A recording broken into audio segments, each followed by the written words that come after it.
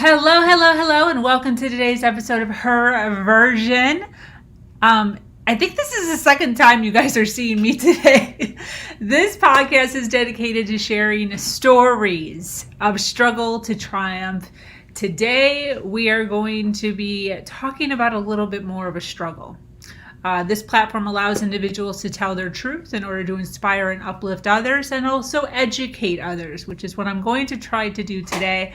I am your host, Sabrina Victoria. If you are new to this podcast, make sure you follow, like, subscribe, and share. Let's jump right in.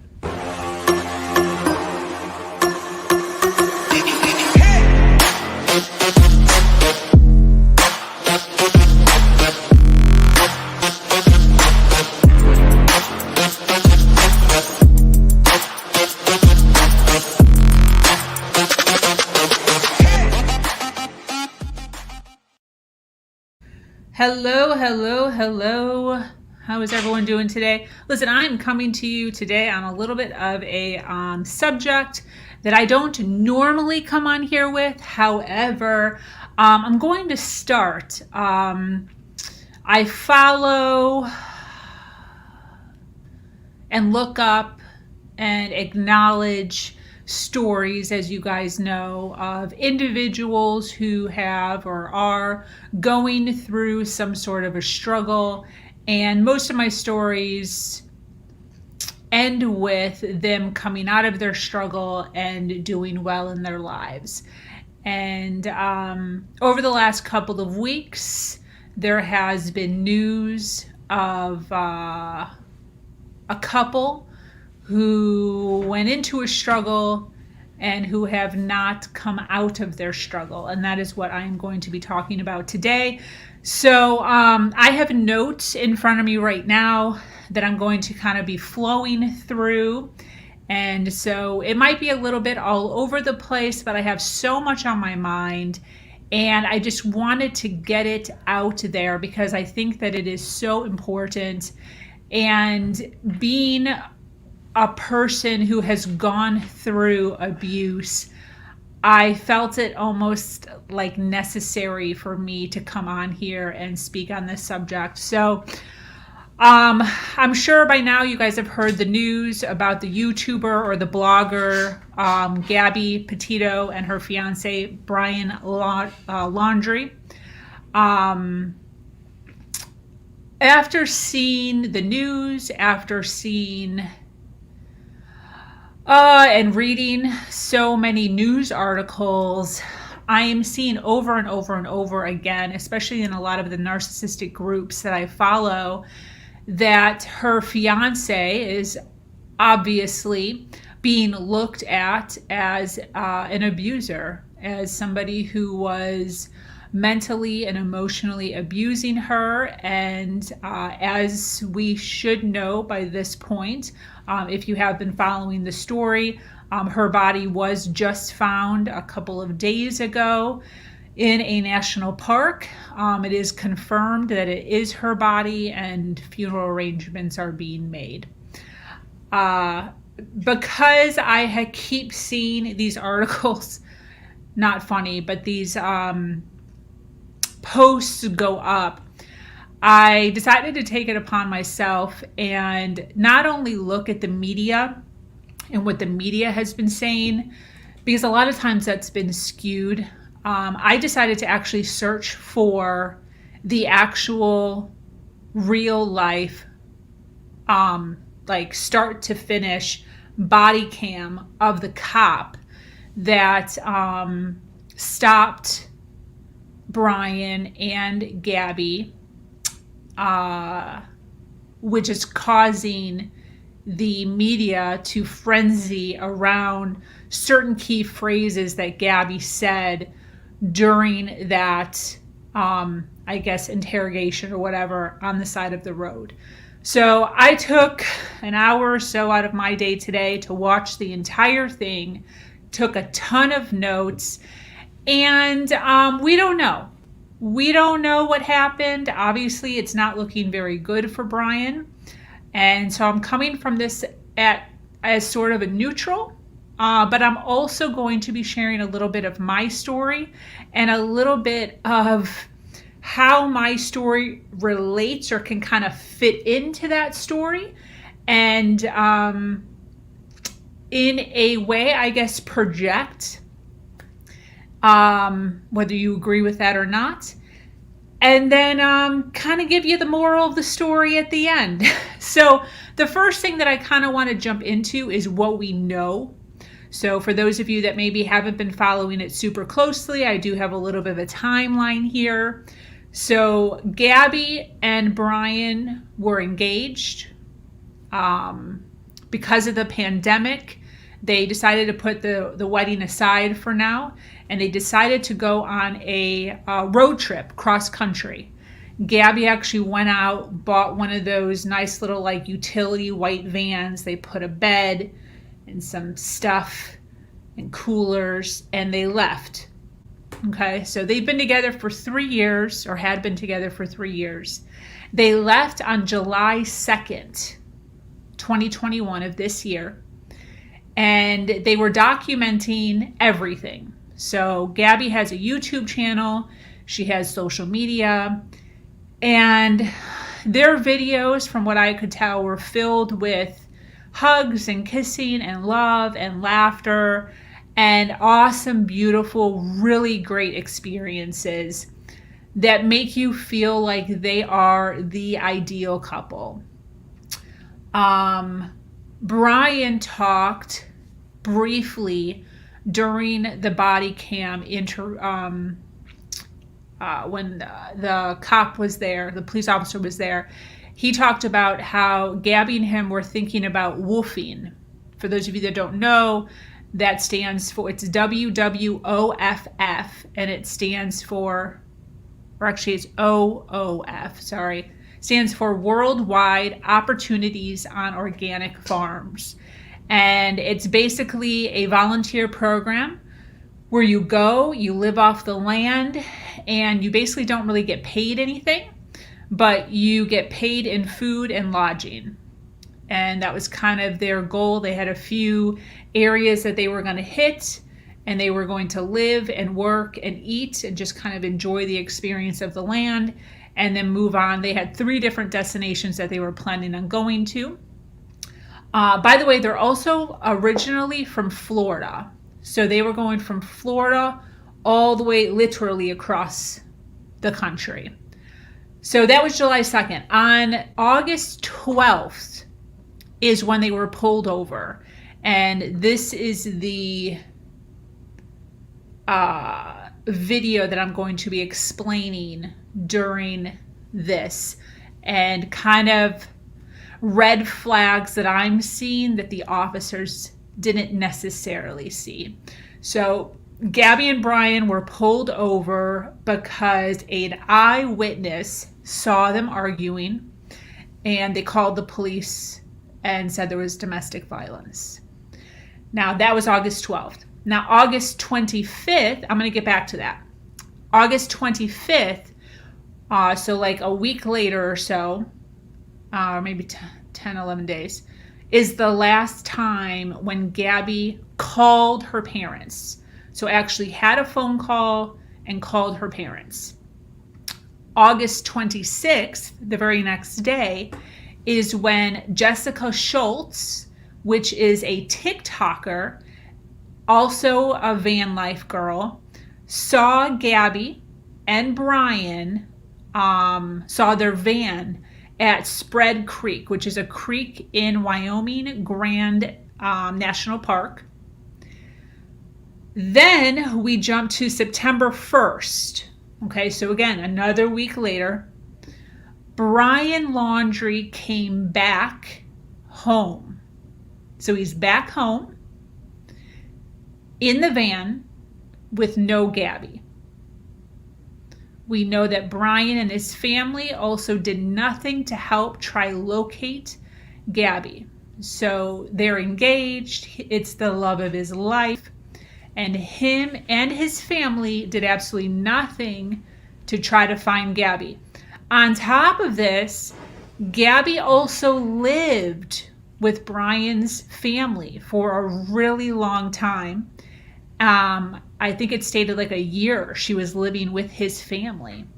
And still, even with that, they did absolutely nothing. No phone calls, no contact, and no helping Gabby's family try to locate her. 10 days later, September 11th, is when Gabby's family finally filed a missing persons report. And then about 10 days after that, September 19th, is when Gabby's body was eventually found in that Wyoming National Park, and her death has been ruled a suicide or a homicide. So we have absolutely no idea what happened. We don't know if Gabby ran away and something happened. We don't know if she was taken and something happened. And we don't know if Brian did something to her in order to cause her death.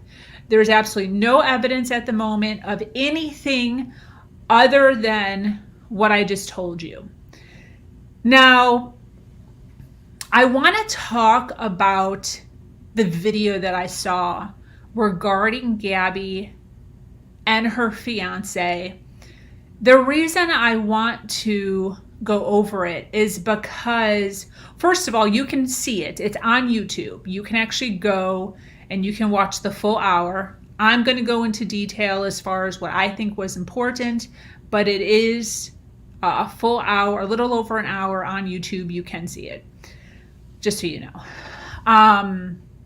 The reason I want to go into it is because there are several signs and several things that Gabby says that reminded me a lot of things that I said early on in my exNarc relationship. And at that point, I didn't know what was happening. I didn't know that I was being abused. I was young. I was oblivious. And just had no clue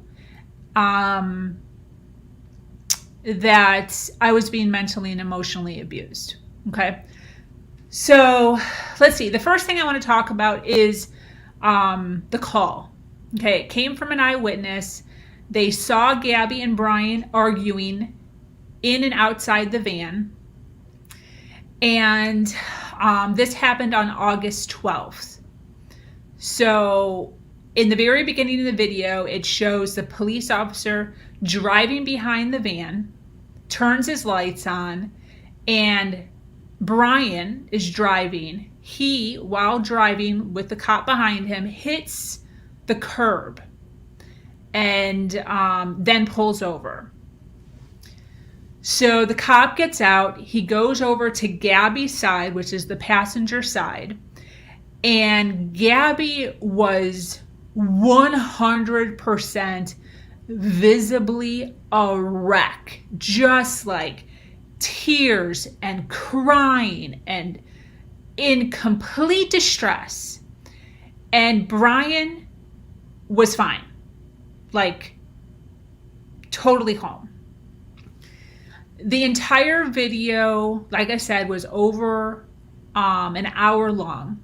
So during the duration of this, I noticed that Gabby continuously was incredibly emotional throughout the entire video, all the way through to the end. And Brian was totally calm, even joking at certain points with the officer. And very, very rarely, other than maybe once, showed any sort of emotion at all. So when the officer confronted the van, Gabby's a mess. She right away starts giving excuses. We were fighting. I'm so sorry. Brian apologized for hitting the curb. The cop tells Gabby to get out of the vehicle. So she gets out of the vehicle. The cop walks her to a safe spot to be able to make her feel comfortable speaking. Okay, so he asks her, what's going on? What happened? This is what Gabby responds with. She says, I'm so sorry because I'm so mean. I have OCD sometimes and my vibe can seem like I'm in a bad mood. I just quit my job and I started a blog. Okay. Now I'm skipping a little bit here. Then she says he, meaning Brian, doesn't really believe that I can do any of it, meaning her blog, that it really has been like, I don't know. Okay. So right there is a sentence where she's attempting to confide in the police officer that she is being harassed on some level. But instead of continuing on, she cuts it off and ends it with, I don't know. So in my opinion, this should have been a telling point for the officer to dig deeper. She still wasn't comfortable. They hadn't built very much rapport at this point, and he really should have asked her to really expand on that sentence. Okay, so this is what I'm writing on my notes. Okay, so right here where she's saying this, he doesn't really believe I can do any of it. That right there is minimizing. Minimizing is a key trait that people with narcissistic traits do. They take something that you're really proud of and they minimize it and they make it small or minute. They put doubt in your mind. They make you feel like you can't do something that you're perfectly capable of doing. They do not lift you up. They actually bring you down. And a lot of this extends from their ego. So in a situation like this, he might feel sort of intimidated by her popularity, by the amount of followers that she has. So in order to purposely bring her down or purposely humble her, because how dare she feel as if she can create something for herself, he then minimizes it by saying little innuendos here and there that she's incapable of doing what she's setting out to do. Okay, it could make a victim feel dumb, and it can make them feel silly for even trying. And when you're getting bombarded like this, especially since they've been in close confinement for months at a time, this can be absolutely maddening to a victim. So like I said, in my opinion, with that sentence right there, with her trailing off, right when she took the spotlight off of herself, because she started out with herself. She started out talking crap about herself. She's like, I'm mean, I'm OCD, it's my fault, I was mad. Right when she started to like tell a little bit more about shining the light on him and where he could have been going wrong, she literally said one sentence and then cut it off with, I don't know. I believe that the police officer really should have honed in on that, and he should have asked her how that made her feel. How does your fiance not supporting you and telling you that you can't do it, how does that make you feel? See, when somebody is being emotionally abused, mentally abused, there's no marks, there's no bruises, there's no scratches. It's all based on feeling.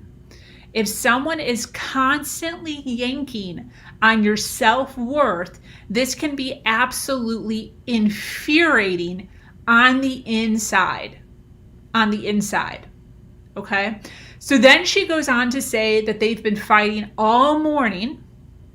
This is the second point I want to make.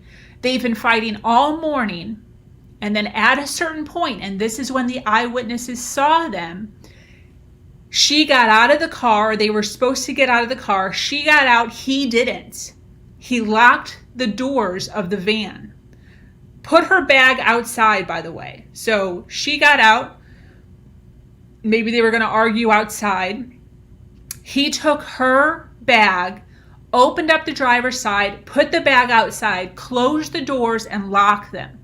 So he's in the van. Mind you, the van is not his van. The van is her van. It's her vehicle. Okay?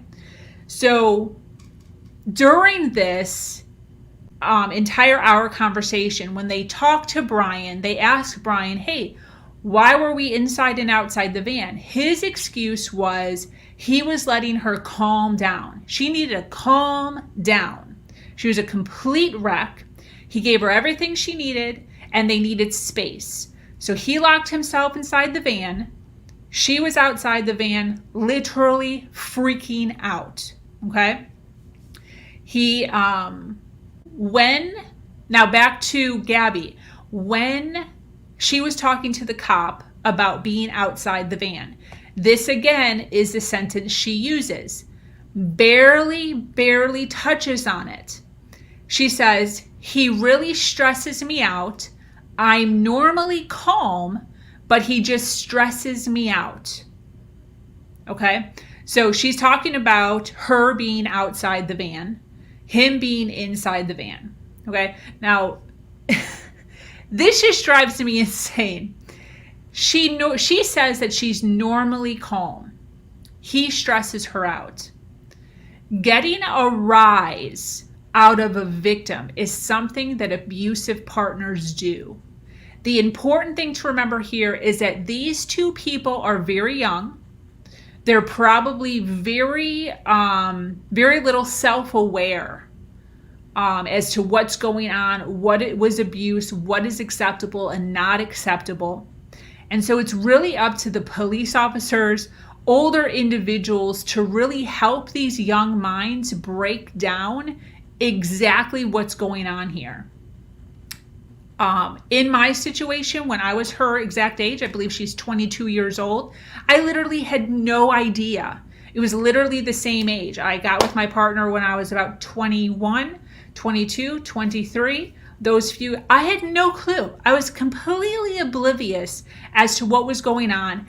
And I always made everything my fault because I was led to believe that it was my fault, because I was the one that would be reacting in so much emotion.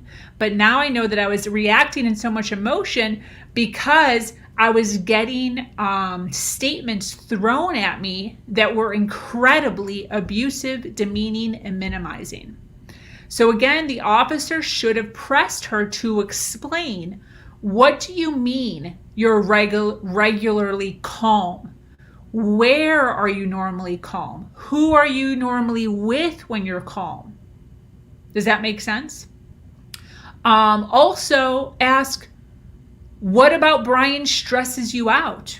What does he do to stress you out? What does he say to stress you out? See, really allowing her the space to be able to explain things that he's doing and things that are that he's saying that are making her go from a calm state to an absolute state of anxiety and stress. There is something that he is doing to make her go from her supposed state of calmness to a state of complete erraticness, if that's a word. So this is the thing. Mental and emotional abuse is 100% invisible. So like I said, I endured abuse that would literally bring me to my knees in tears constantly. And I had 0 bruises. I had 0 cuts. I had 0 proof of abuse. Now, the next thing I want to point out is when the officer goes to talk to Brian. Okay, now this to me was so interesting. When the police officer goes to talk to Brian, he of course gets the same statement. What happened? You know, how is she acting? Blah, blah, blah. One of the things that he says is he refers to Gabby's website, and he refers to it like this. He says, I quote, "She is trying to set up a little blog or a little website." Again, see that? She recognized the minimizing. He minimized Exactly. Exactly what an abusive partner does. And he did it, and the officer did not catch this. So he himself is referring to her work as little. That's a huge red flag. In the very beginning of the video, she states that she quit her job. She literally quit her entire job, bought a van. She bought a van. This is her baby. This is her company. This is her creating something for herself. She's trying to start a touring blog or an adventure type of social media that you see a lot of times. This is something that she has her heart set on. She has followers, and she has enough backing and subscribers to be able to sustain herself through a cross-country adventure, and he is calling it little. Absolutely abusive verbal behavior. 100%. He himself refers to her work as little. That's minimizing. He basically is dismissing it. He's basically saying it's nonsensical, it's idiotic, it's dumb. And see, him saying this is what she is feeling. And when you say something like that to somebody who's trying to build something, that is soul crushing. Absolutely soul crushing. She's putting her whole life on the line, and she is attempting to bring him with her. And this is how he's talking about it. Imagine how he talks about it when they're alone, or did talk about it. So right here, you can clearly see that Gabby and Brian both agree that this is a main pain point. They both state it, and the police officer that was talking to them should have noticed that.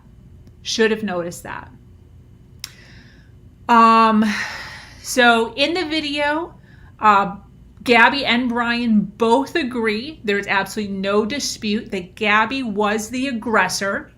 She was hitting Brian, slapping Brian, and hit him with her phone. He had scratches on his face, scratches on his neck, and a couple on his arm. And the storyline 100% matched.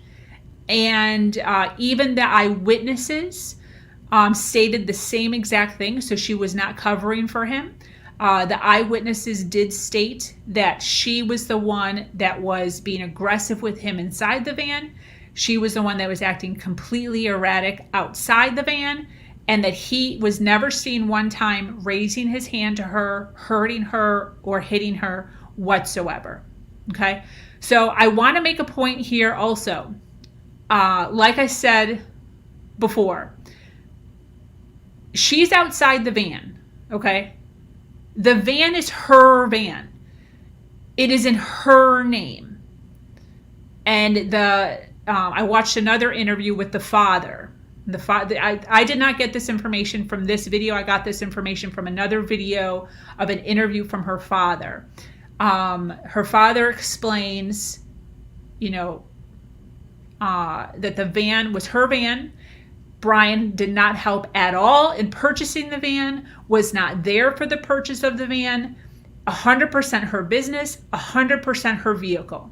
Okay? So during this body cam,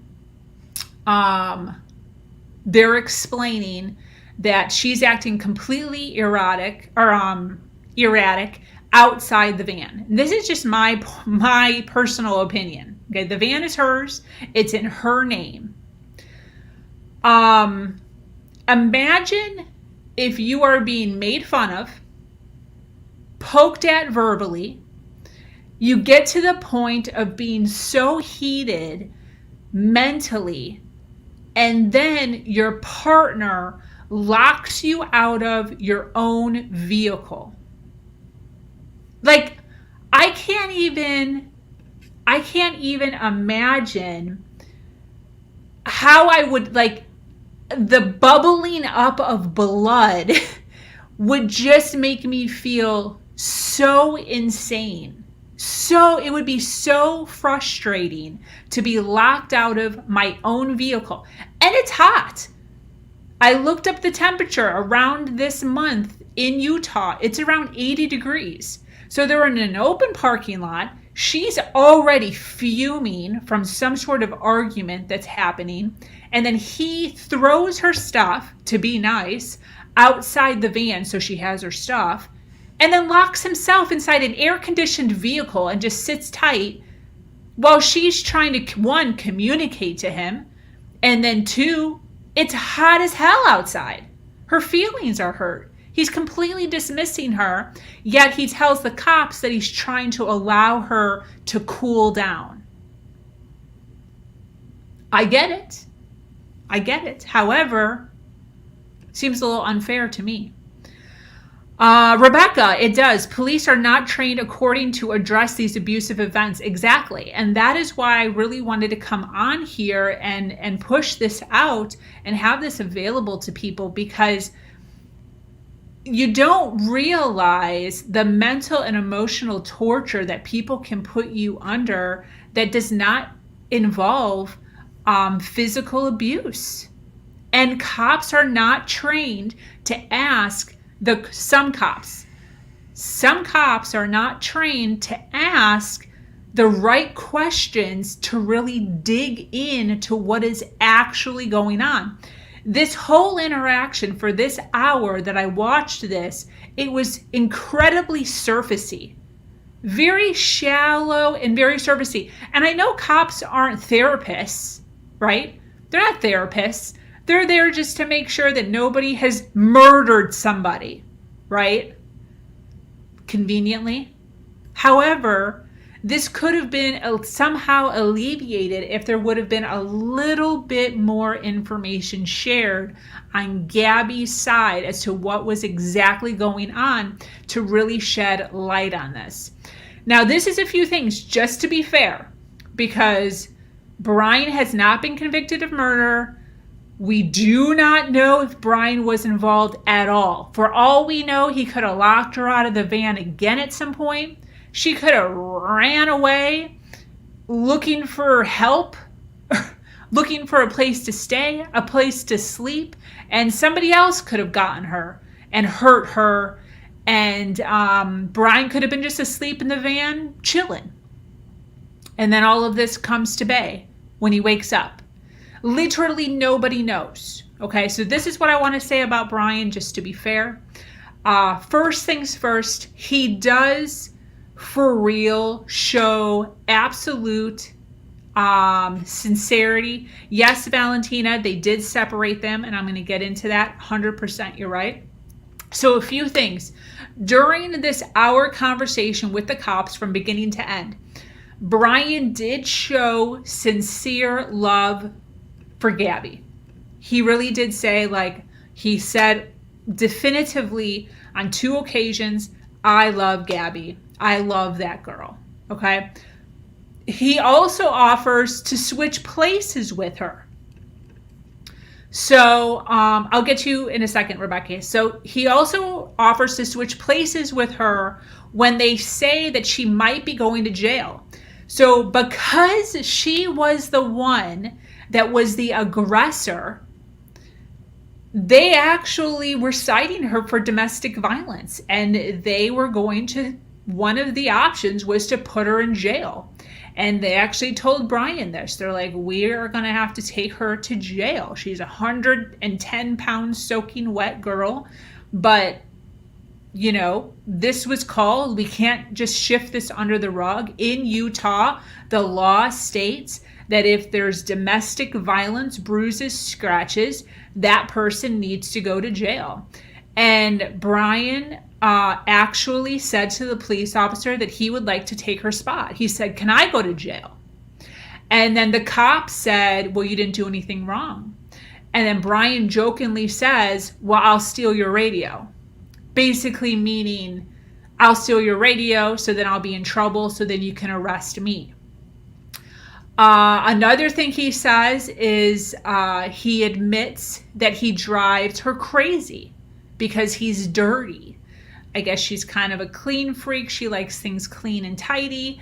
And he admits that he is a lot of times unkept. He's hanging out in the dirt, going hiking, and isn't really cognizant of maybe clearing his shoes before he gets in the van or taking his clothes off before he gets in the van.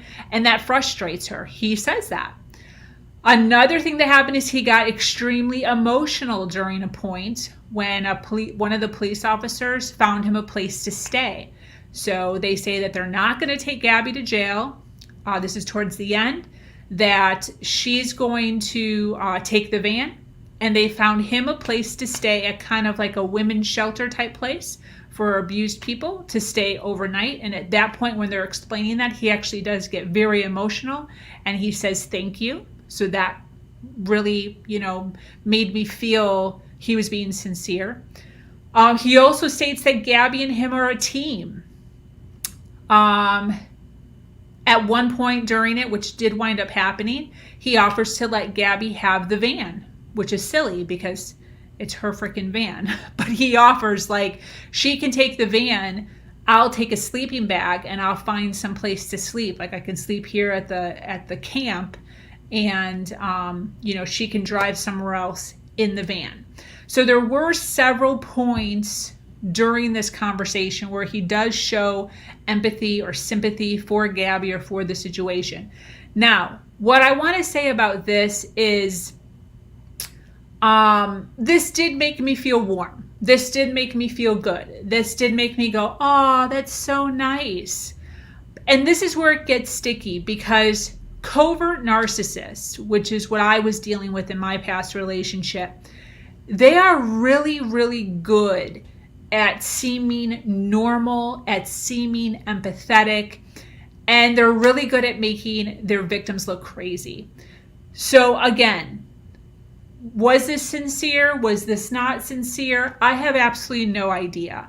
But coming from a point of Brian murdered Gabby, to me, this is kind of a ploy of, let me play the doting, fiance who cares for his girl and is really nice and really sweet.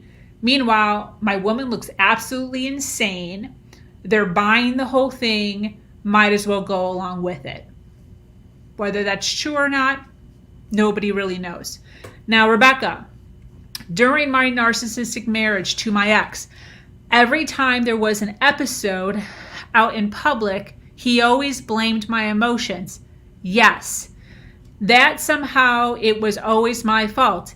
Yes. That I was the one out of control. Yes. That I was extremely emotional and raged. Yes. I can't even begin to tell you how frustrated I always was that the police couldn't see through his charm. Yes. Yes, yes, girl, 100%. And this is what people don't understand.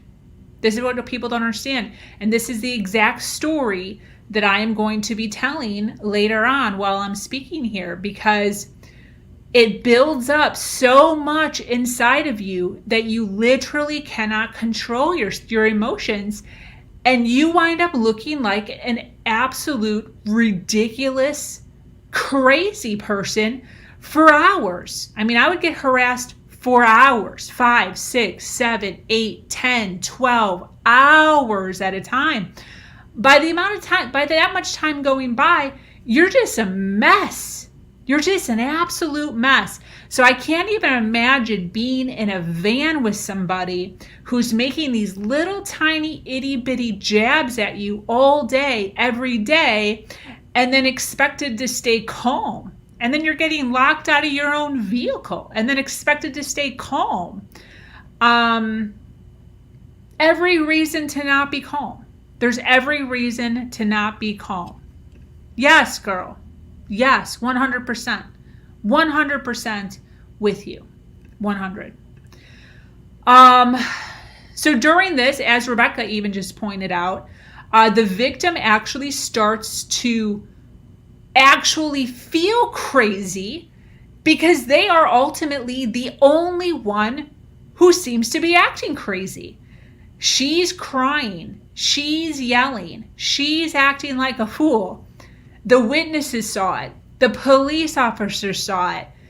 At that point, you actually start to, in your brain, think, oh my gosh, I'm the crazy one. So what's the first thing she does on camera during this 1 hour? She apologizes because she's the only one that looks like a wreck. The police officers are calm. There's like 6 police officers there. They're all calm. Brian's calm. She's the only one acting like a total crazy person. So what's the first thing she does? Sorry. I'm sorry. I'm so sorry. It's all my fault. I did it. It was all me. She's protecting him. And then the couple times when she starts to really kind of sort of make an inkling that he could possibly have some sort of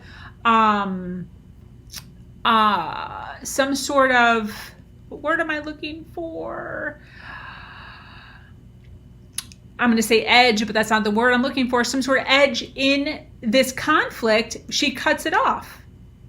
She kind of trails off. She doesn't want to throw him under the bus. She doesn't want to make him look like a bad guy. She doesn't want to get him in trouble. And this is what victims of narcissistic abuse do. And this is why they get away with it, because they enable their partners to act like this because they continue to cover for them over and over and over again.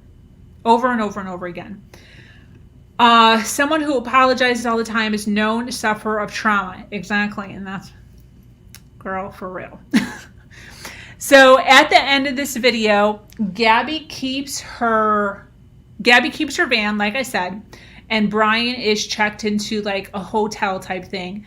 The police officers tell them to go no contact, which I actually thought was hilarious that they use the word no contact, because those of you individuals that are watching me right now that have endured some sort of narcissistic abuse, you know the word usage is no contact. So I thought that was so interesting that he actually used that exact verbiage.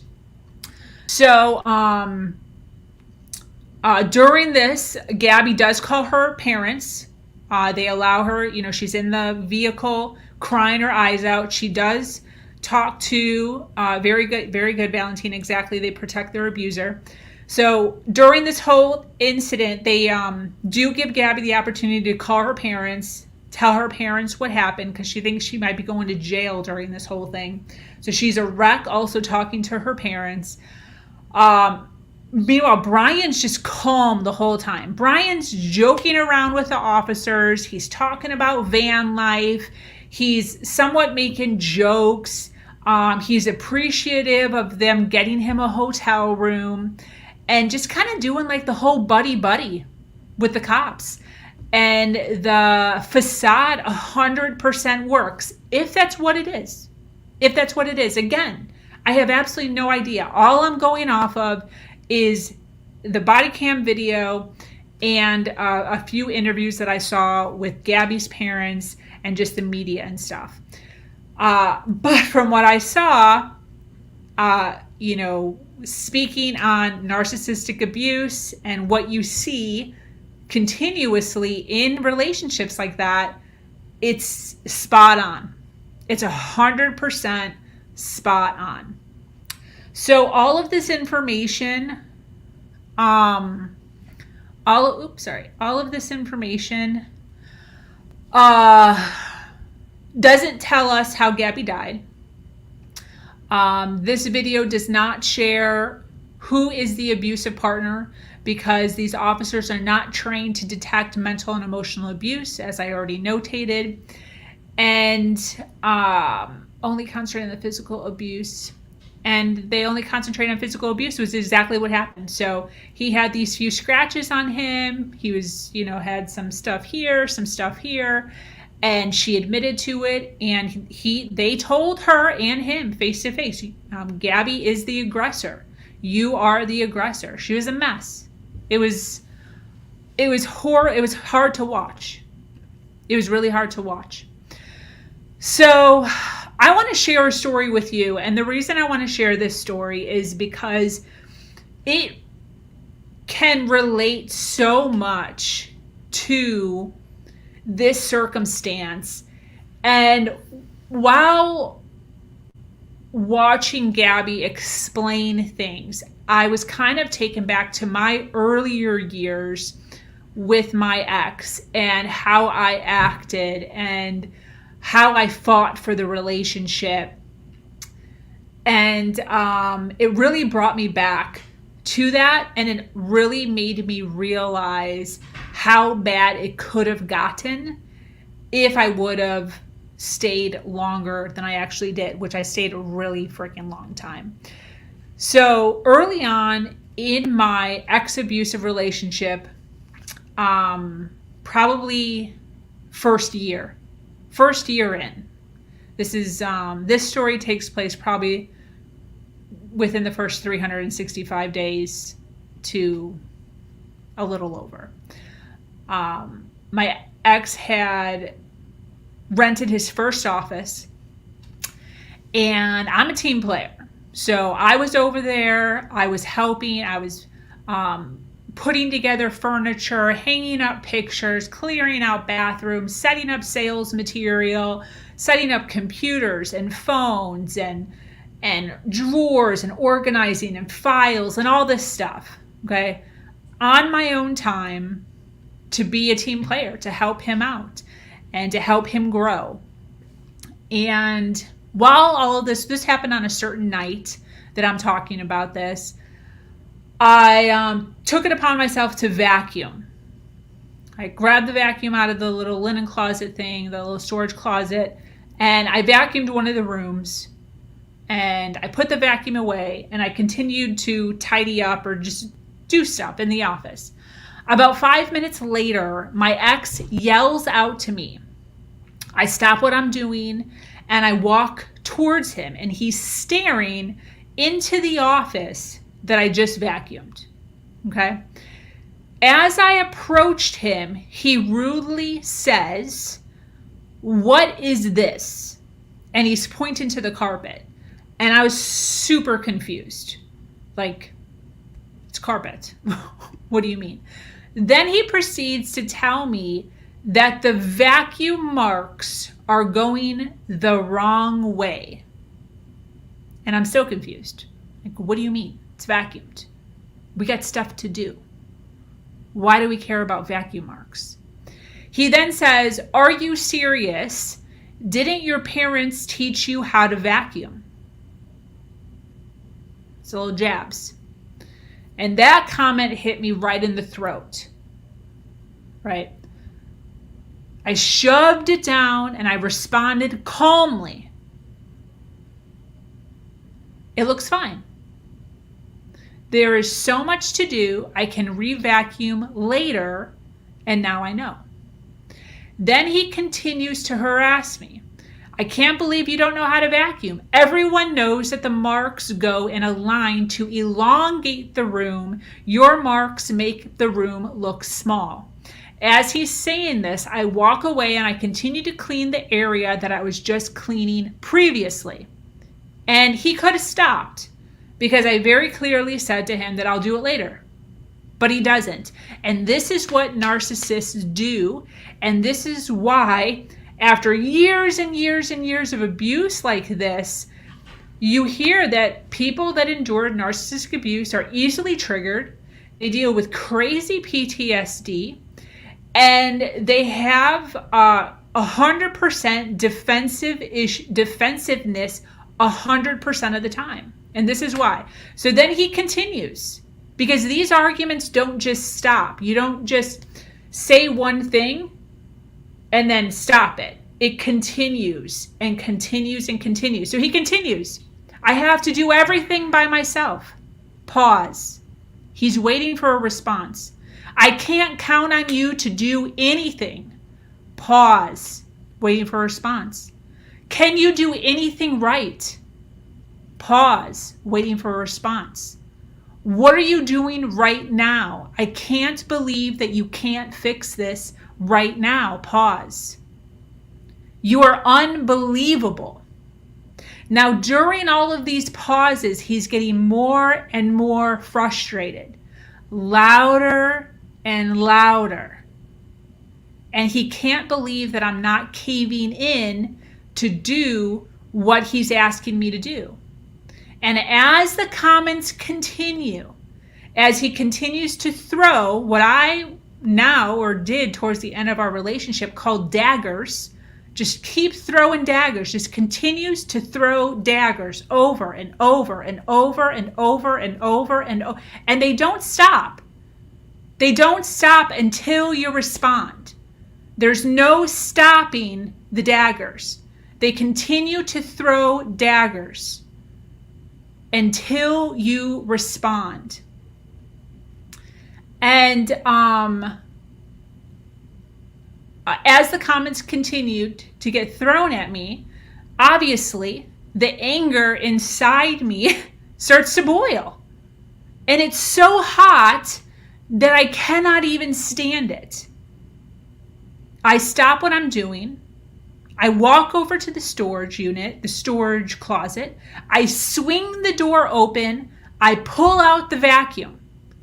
Now, you would think this would be enough for a narcissist, but this is not enough. The mere act of showing submissiveness does not stop the berating. So I have the vacuum in hand. What does he say? He doesn't say thanks. Good job. He says, oh, now you're going to give me attitude. Don't you dare swing my storage closet door open and closed. You're going to break something, hit something, ruin the wall, and then you're going to have to pay for it. It's all control. Control. Why are you acting like a baby? Why are you crying? Why are you giving me attitude? You're absolutely unbelievable. I can't believe you're acting like this. I can't believe that you can't do this one thing for me. This is all with vacuum in my hand. My head is literally about to explode. Because every single thing that he is saying about me is absolutely false. And that's what they do. I was happy to help. I was being a complete team player. I was there. I was there helping him on my own time, getting paid no money. I still, at this point in our relationship, had my own job. It was 10 o'clock at night, fully supporting him, spending hours and hours that entire week putting furniture together, like I said, organizing stuff, setting up computers, files. I was so confused. I was hurt. I felt defeated. I was angry. I was unappreciated. And this is what happened. Listen closely. I was so infuriated with so much anger. I did something that I would normally never do. As I passed him in the hallway to get back into that room that I did not vacuum correctly, while he was still harassing me, out of anger, I allowed my right shoulder to hit, not brush, to hit his shoulder as I passed him in the hallway. And within a half a second, I didn't even have time to think. Within a half a second, he took both of my shoulders and threw me into the wall. He said one sentence to me that I will never, ever forget. He said, "You start hitting me, I will start hitting you. Do you understand me?" And I was shocked. I was so shocked by the impact that I don't even think I even said anything. And he let me go. And I put my head down like a child. I grabbed the vacuum and I fixed the lines. And it was at that moment that I should have seen my future. I should have seen it. But I stayed with that man for 13 years. 13 years. The verbal abuse got worse every single year. The harassing was daily. And it was about anything, and it was about everything. I would go above and beyond in our business, cooking, cleaning, laundry, phone calls, communication, marketing, advertising, sales material, and it didn't matter. Never mattered how much I did. It was never good enough. He would always find something. The arguments would go for hours on end. He would follow me around the house, harassing me. It didn't matter what time it was. He would start arguing at 9 p.m. and they would last until 4 a.m. I would scream, cry weekly on the floor, begging for him to let me sleep. He would smile when I would cry. He would find joy in my pain. And the cycle was always the same. I would start out calm because I'm calm. I would try to help or fix or explain whatever he needed. The harassing would escalate and my personality and demeanor would start to shift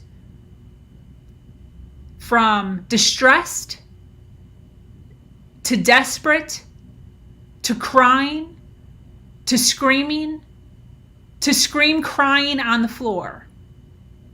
And at that point, you would think that the argument would be over.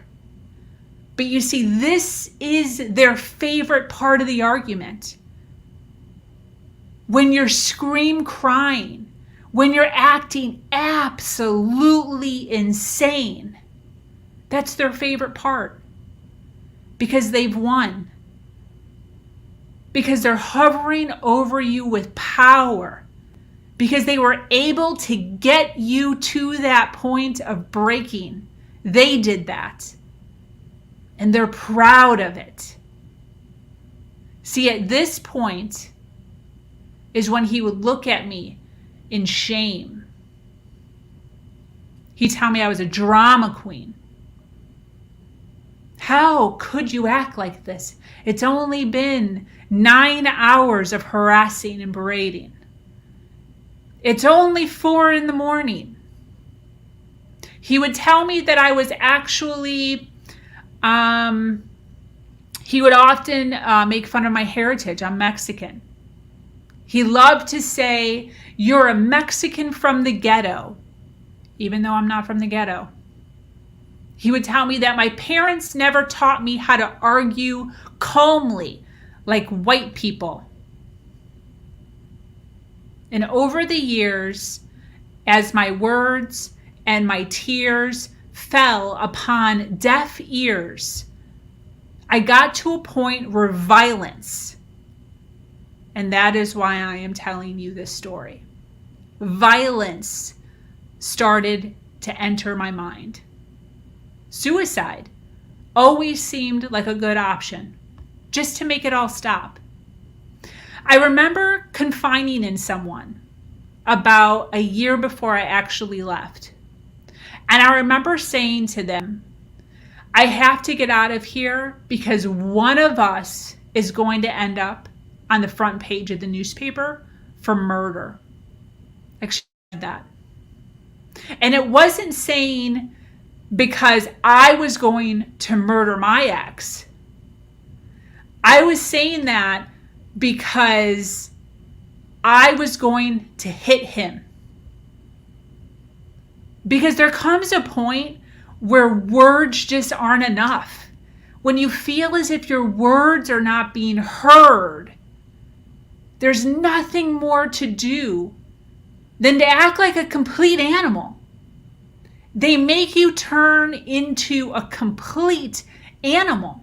Because the one thing that humans have, that the animal kingdom does not have, is words, is language. And when your language isn't working, the next level down is animalistic behavior, which is hitting. See, I didn't think my ex was going to hit me. I never had the thought of my ex hitting me. But I could feel myself mentally getting to the point. My anger was so strong. Words were no longer an option. My last option was violence.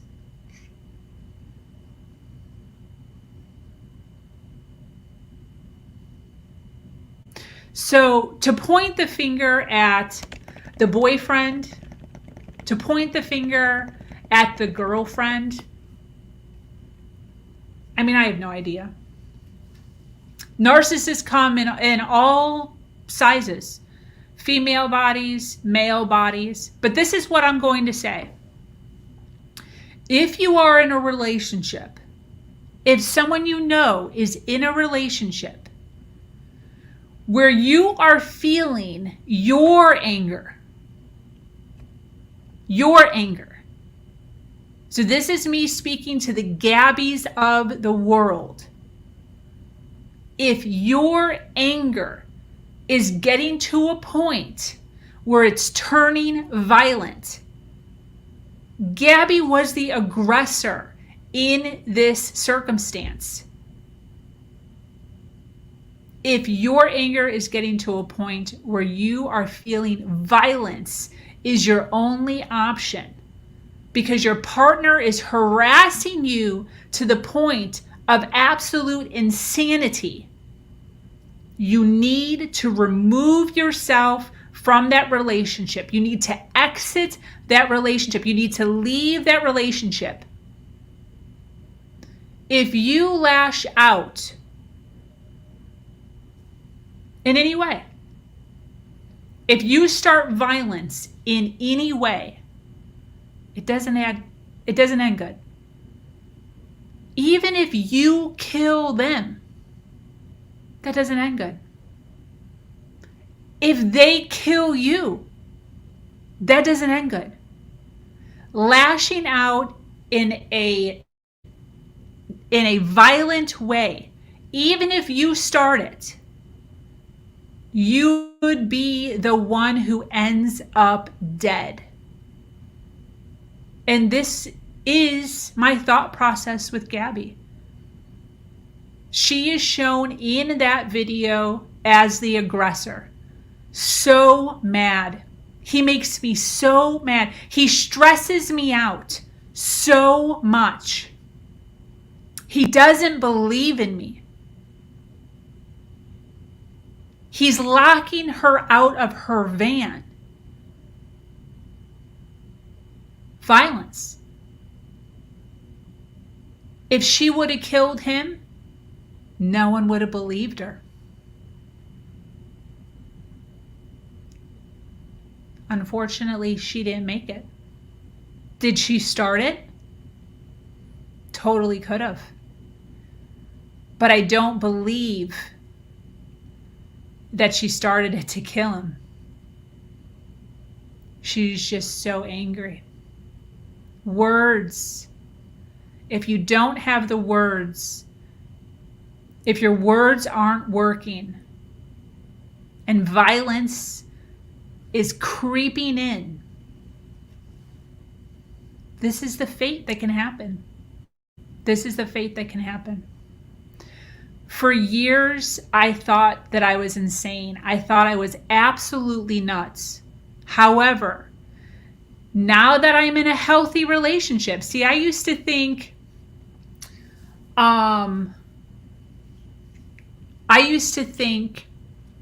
that I was crazy. I used to think that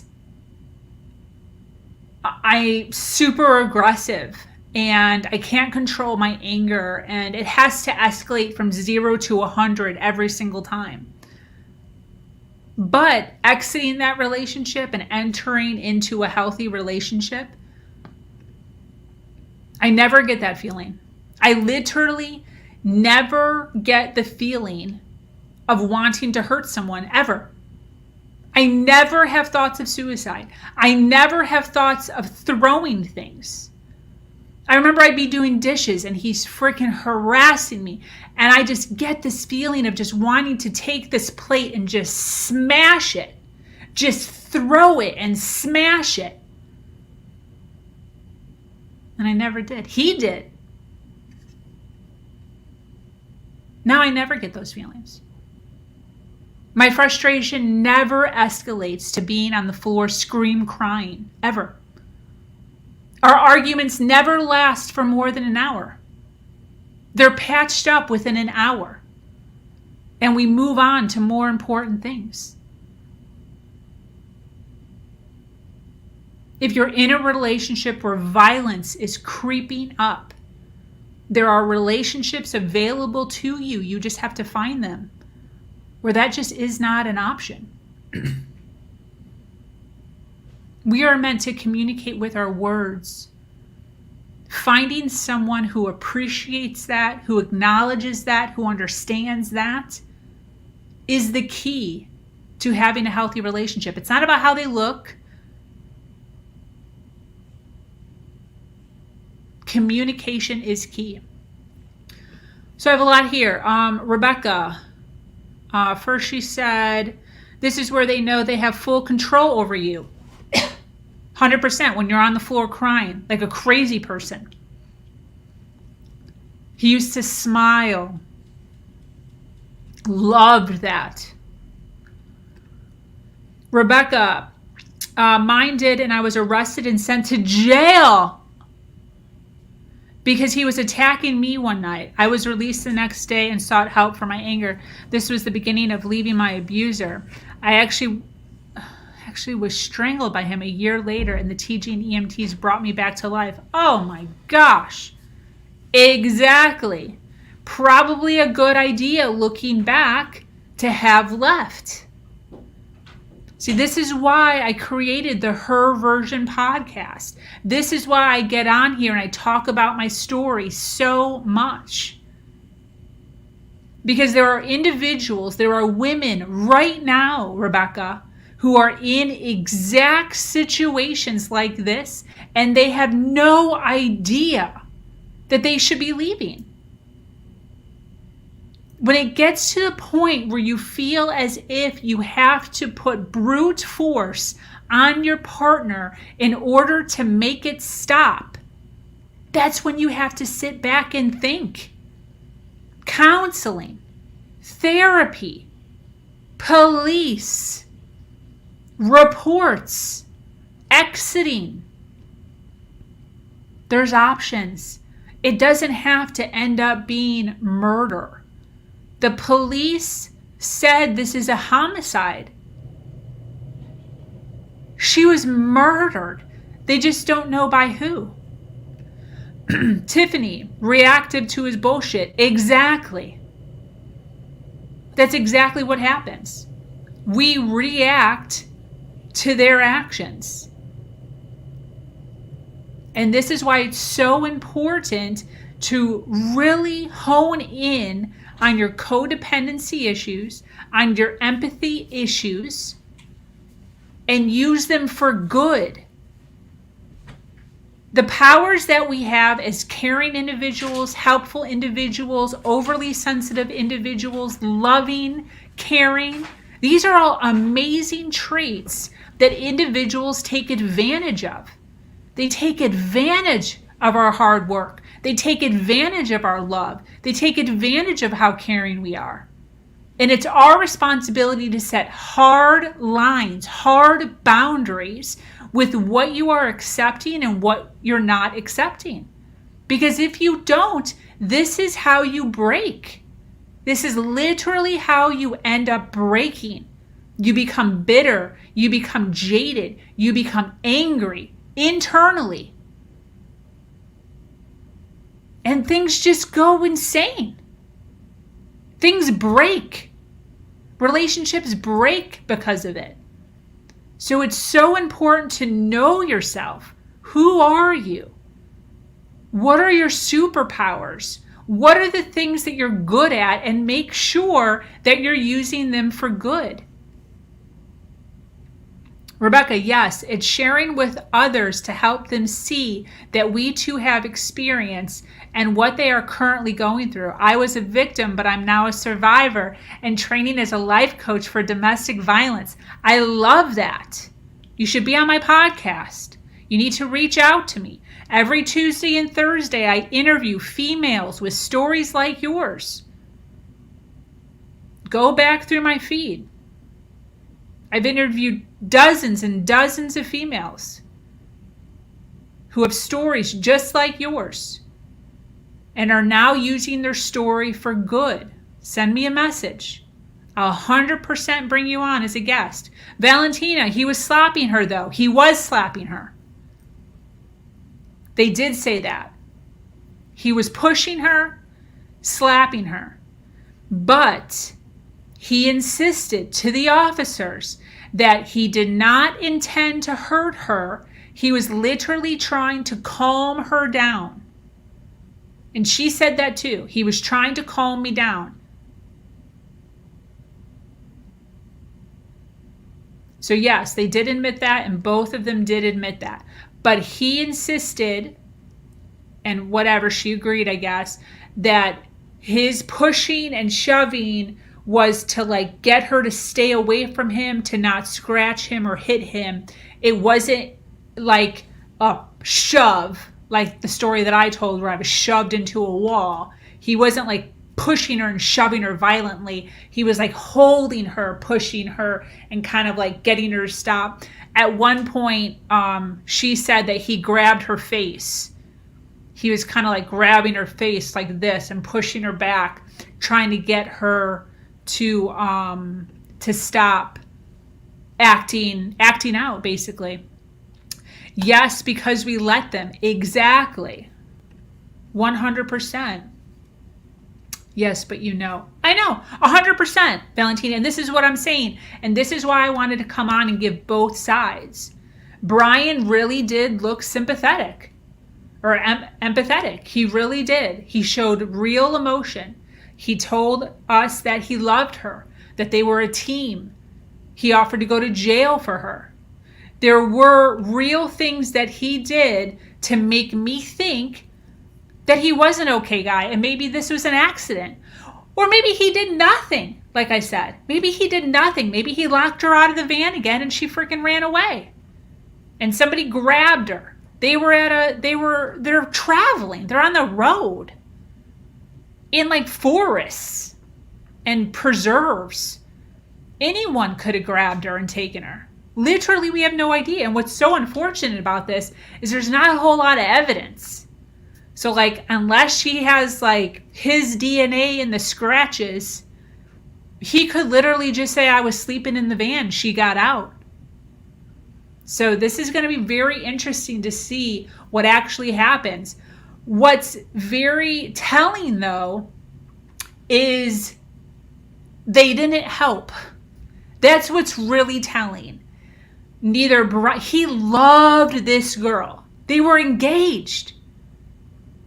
She lived with his family, and neither him nor his family helped in the search. He literally came home September 1st and said nothing to anybody. Just after a while, Gabby's family were like, hey, we see the van is back in your driveway. We haven't had a phone call from Gabby in like a lot of days.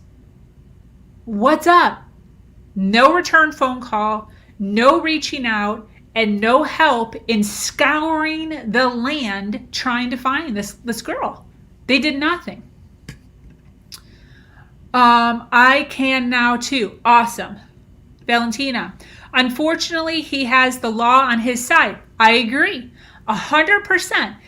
He 100% has the law on his side, and he could 100% be innocent. He could 100% be innocent. And I do believe that he could be innocent. But I'm telling this story because it relates so much. The few things that she said, I don't know if you've been listening from the beginning, but there's key phrases during her, I keep saying interrogation, but it's not an interrogation. During the conversation with the cop, where she literally was shining a little bit of light on some mental abuse that he was giving her, and she trailed off. She didn't want to make him feel bad. So that's what the media is stating. The media is stating that there was mental abuse involved and the cops didn't catch it. And after watching the full video, minus what the media is shoving in our face, if you watch the full video, which is on YouTube, you can watch it, she does say some really key phrases that really make you think that, yeah, she's covering for him. She doesn't want to throw him off the bus or under the bus. She is protecting her abuser, which is what victims tend to do. They don't want to get their abusers in trouble, because this is what happens. If you get your abuser in trouble and you stay with your abuser, they will harass you about that forever. I guarantee you 100% that if these are the traits that I am talking about are traits that he has, 100% this argument or this scenario with the cops being pulled over and her acting the way she was acting, like an emotional crazy person, is exactly what got her killed. It came up in the conversation again. Her feelings are hurt. He's already brought it up 52 times over the last 3 weeks, or however long it's been since the police stopped them. He's giving her a hard time. She goes absolutely ballistic, can't take it anymore, starts acting like a crazy person, and they get into another confrontation, violent confrontation, and she ends up murdered. 100%. How do I know that? Because it literally happened to me every single week. They don't let things go. They bring up the fact that you act crazy here in order to justify you acting crazy here. It's insane. It's absolutely insane. Rebecca, my gut told me he did this to her. I also picked up on his charm. It was so familiar to me. I lived with it exactly. It's kind of frustrating watching him laugh with the cops. Like, I'm just thinking about like my situation. If like the tables were turned and it actually wasn't an abusive relationship, and like my ex was getting, because there was a little bit of a tiff, and like I would feel so bad. I would literally be like, oh my gosh, I feel so bad. He did nothing. He doesn't say that. He's kind of like aloof with it, just going with it. Yes, I hear you and I understand. She did her best to get out of trouble. Exactly. I agree with you 100%. He didn't have a single fuck about her feelings. He didn't. Yeah. Agree. 100%. Gaslighting. 100%. So listen, that's my 2 cents. I've been seeing this a lot on the news the last few days, and I had to kind of give my opinion because this just had so much of my story in it, and also just to kind of give some light to how easily it can happen. How easily it can happen. And just a few years in, they had only been together. They'd only known or been dating for 3 years. They had known each other since high school, but they had only been dating for 3 years. And it got to that point that fast. Absolutely. And probably, if I was being 100% completely honest, if my ex hadn't shoved me aggressively at the wall, basically telling me to never hit him and threatening to hit me back if I did, I got to the point of anger weekly. I totally would have hit him again. If that wouldn't have hit me that hard or so early on, I 100% would have hit him again, and we would have been in a physically abusive relationship 100%. 100%. I got brought to that point of just wanting to smash things multiple times a week. And the only thing that kept me from doing it was knowing that he would hit me back. And way harder. Like me walking past and just like hitting his shoulder with my shoulder was nothing compared to how he freaking didn't throw me, but like really hit me into the wall. That scared the crap out of me. Absolutely scared the crap out of me. And I did not want to see any other level of anything aggressive at me in that manner. So I never did. But holy crap. I don't even know how I did it sometimes. Sometimes I think about it and I don't even know how I did it. So anyways, that's today's episode. I've been on twice today. If you didn't see my interview this morning, like I was telling Rebecca, I do interviews every Tuesday and Thursday with guest females who tell stories of struggle to triumph. I was talking to Michaela this morning. She was talking about her spout with kidney disease, husband who endured PTSD because of Iraq and Germany encounters, and death. Both her mother and her best friend died a few years apart on the same date. So struggles come in all sizes, all shapes, all kinds. And that's what the Her Version podcast is all about. It's all about shining brightness on struggles that we go through as females and coming out on the other side. It's all about educating, and allowing you to be able to absorb things that you maybe haven't heard before in order to do better in your life. Valentina, I picked up on the footage that was supposedly a happy one when he closed the door, the back door on the truck, and had the blast satisfaction doing it. Makes me think it was pre-planned.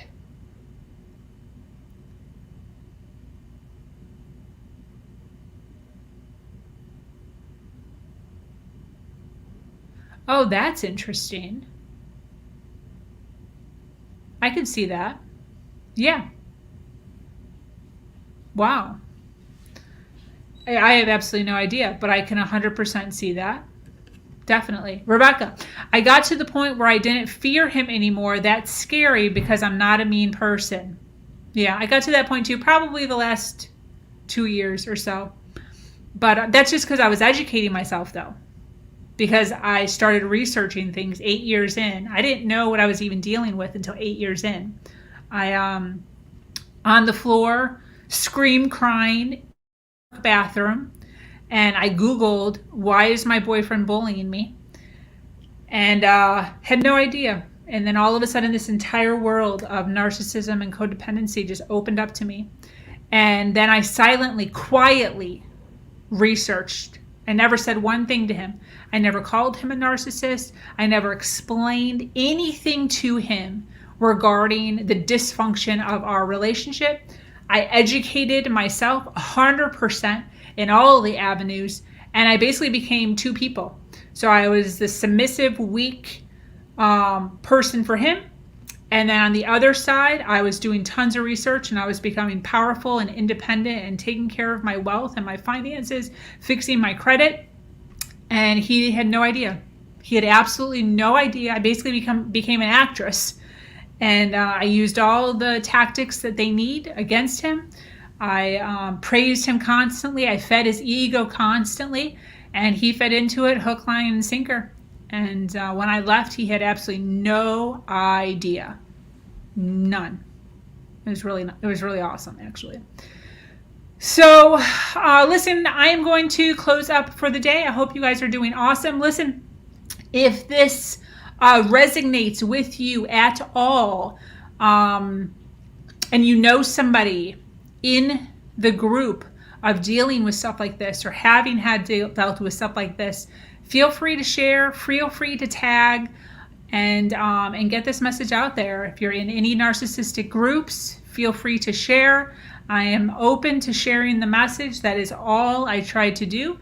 And it's so important to make sure that we're all educated in all of the things. So thank you so much for joining me here on Her Version. If you have an amazing story to share or struggle to triumph, be sure to reach out to me here or at herversion.life. I am your host, Sabrina Victoria, and I'm so grateful to be here sharing a platform that allows people to share their truth and inspire others. I want to thank Rebecca, Valentina, and Tiffany for engaging with me, for hanging out with me, and making this a very lively stream. We'll talk to you guys later. Adios.